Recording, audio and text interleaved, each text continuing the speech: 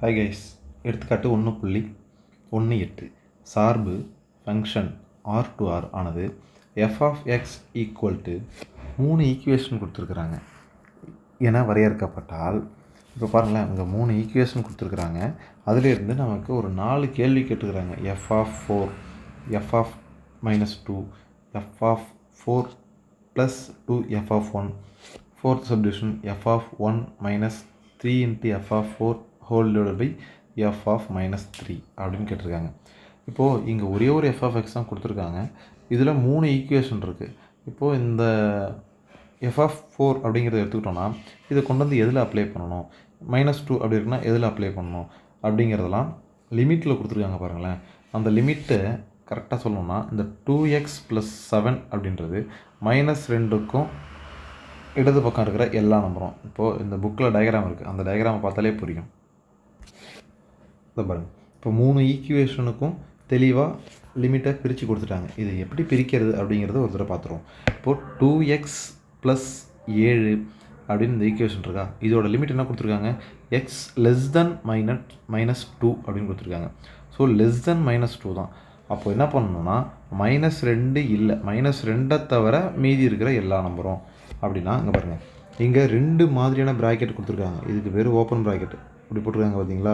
இப்படி போட்டால் என்ன அர்த்தம்னா, இந்த -2 இல்லை, -2 இல்லாமல் மீதி இருக்கிற எல்லா வேல்யூஸும் எந்த ஈக்குவேஷனுக்கு, f of x equal to 2x + 7 அப்படிங்கிற ஈக்குவேஷனுக்கு. அப்புறம் இப்போ இந்த ஃபஸ்ட்டு ஈக்குவேஷனோட லிமிட்டை குறிச்சாச்சு.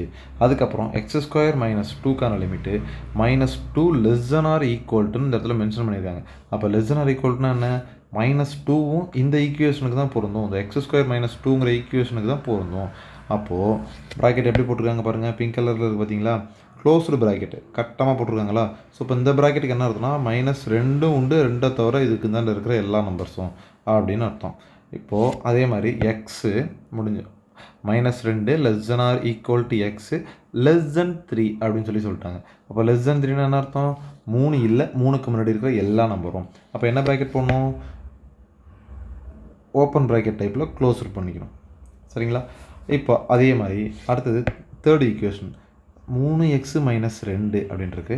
எக்ஸ் > 3, எக்ஸ் > இருக்குது. அப்போது 3 உண்டு, 3 அதிகமான நம்பர். ஸோ அதுக்குள்ளே ப்ராக்கெட்டை போட்டாச்சா, ஓகேவா. இப்போ இதுக்கு இருந்தால் இருக்கிற எல்லா நம்பரும், இதெல்லாம் என்ன நம்பர் அப்படின்னு சொல்லி கேட்டிங்கன்னா, இந்த எக்ஸ் இருக்குது பார்த்தீங்களா, இங்கே ஒரு எக்ஸ் இருக்குது, இங்கே ஒரு எக்ஸ் இருக்குது, இங்கே ஒரு எக்ஸ் இருக்குதுன்னு வச்சுக்கோங்களேன். இது எல்லா இடத்துலையும் எக்ஸ் இருக்குது.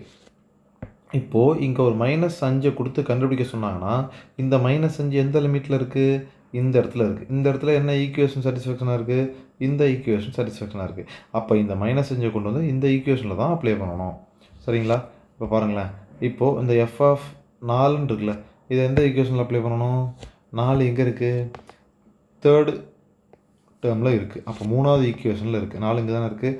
அப்போ 4 எதில் அப்ளை பண்ணணும், இந்த 3வது ஈக்குவேஷனில் அப்ளை பண்ணணும். அடுத்து -2 எங்கே இருக்குது, -2 2வது ஈக்குவேஷனில் இருக்குது. ஸோ அதுக்கு 2வது ஈக்குவேஷனை பயன்படுத்தணும்.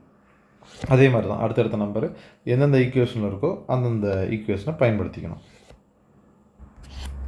ஓகே, இப்போ ஃபஸ்ட்டு சப்டிவிஷனில் என்ன இருக்குது, ஃபஸ்ட்டு சப்டிவிஷனில் எஃப் ஆஃப் 4 அப்படின்ட்டுருக்கு. ஸோ இப்போ x = 4 அப்படிங்கிறது எந்த இடைவெளியில் இருக்குது, x = 4 அப்படின்றது 3வது இடைவெளியில் இருக்குது. இது இருக்குது பார்த்தீங்களா, 3வது இடைவெளியில் இருக்குது. அப்போது எந்த ஈக்குவேஷனை பயன்படுத்தணும், எஃப் ஆஃப் எக்ஸ் = 3x - 2 அப்படிங்கிற ஈக்குவேஷனை பயன்படுத்தணும். இதான இந்த 3வது இடைவெளிக்கான ஈக்குவேஷன். அதை எடுத்து எழுதிட்டேன். இப்போ என்ன வேல்யூ இருக்குது, 4. F of 4 = 3 × 4 - 2, 3 × 12 - 2. F of 4 = 10. F of 4ஓட வேல்யூ கண்டுபிடிச்சாச்சு, 10. அவ்வளோதான், முடிஞ்சு போச்சு. அதே மாதிரி தான் இப்போது அடுத்தது செகண்ட் சப்டிவிஷன் என்ன கேள்வி கேட்டிருக்காங்க, எஃப் ஆஃப் -2. இங்கேயும் அதே ப்ரொசீஜர் தான். x = -2 எந்த இடைவெளியில் இருக்குது அப்படிங்கிறத பார்க்கணும். x = -2 எந்த இடைவெளியில் இருக்குது, இரண்டாவது இடைவெளியில் இருக்குது. அப்போது x ஈக்குவல் டு -2 ஆனது இரண்டாவது இடைவெளியில் இருக்குது. அப்போது அதுக்கான ஈக்குவேஷன் என்ன? f of x equal to இதை இருக்குது பாருங்கள், x² -2. இப்போ டேரெக்டாக எடுத்து வேல்யூ அப்ளை பண்ணிடலாமா? என்ன value? f of -2 equal to -2 whole square -2. 2 2 4 -2 equal to 2. f of -2. So f of -2ஓட வேல்யூயும் கண்டுபிடிச்சாச்சு. இப்போ அடுத்தது தேர்ட் சப்டிவிஷன் என்ன இருக்குது? f of 4 plus 2 into f of 1. சரிங்களா? இப்போது இதில் பார்த்தீங்கன்னா ஆல்ரெடி இந்த f ஆஃப் 4 வேல்யூவை நம்ம சப்டிவிஷன் 1ல் கண்டுபிடிச்சிருக்கோம். அதை பயன்படுத்திக்கலாம், தப்பே இல்லை. ஸோ இப்போ அதிலேருந்து வேல்யூ எடுத்து எழுதுகிறோம். f of 4 equal to 10. அடுத்தது f ஆஃப் 1ஓட வேல்யூ தெரியாது, அதை மட்டும் கண்டுபிடிக்கணும். ஸோ இப்போ f ஆஃப் 1ஓட வேல்யூ கண்டுபிடிக்கணும்னா 1 எந்த லிமிட்டில் இருக்குன்னு முதல்ல பார்க்கணும். 1 எந்த லிமிட்டில் இருக்குது? 1 எங்கே இருக்குது? இந்த இடத்துல இருக்குது பாருங்கள். ஸோ 1 ஆனது இரண்டாவது இடைவெளியில் உள்ளது. இப்போ பாருங்களேன், அதாவது அடுத்து நம்ம கண்டுபிடிக்க வேண்டியது f of 1 equal to x equal to 1 ஆனது இரண்டாம் இடைவெளியில் உள்ளது. அப்போ ஈக்குவேஷன் என்ன? அதே ஈக்குவேஷன் தான். f of x equal to இந்த பாருங்கள், f of x equal to x² -2. இப்போ வேல்யூ என்ன? f of 1. f of 1 equal to 1 - 2 equal to -1.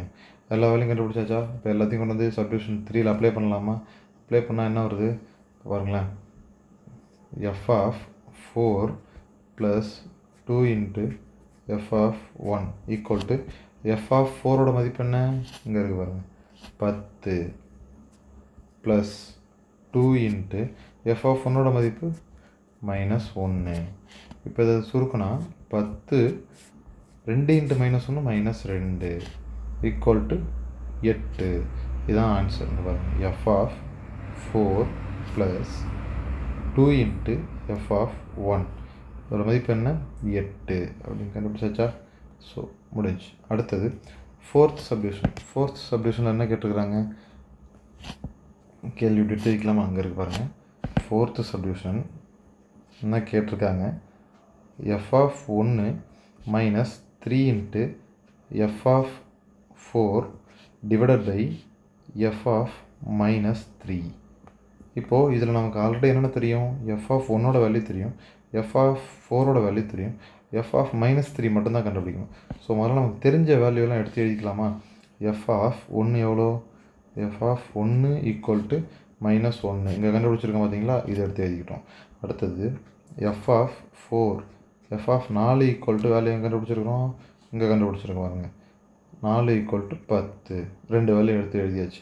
அடுத்தது இப்போ என்ன பார்க்கணும்? f ஆஃப் -3 பார்க்கணும்.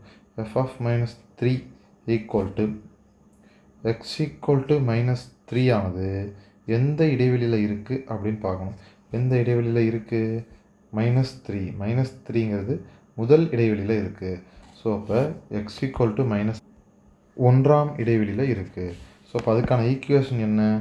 f of x equal to இருக்கு பாருங்கள், f of x equal to 2x + 7.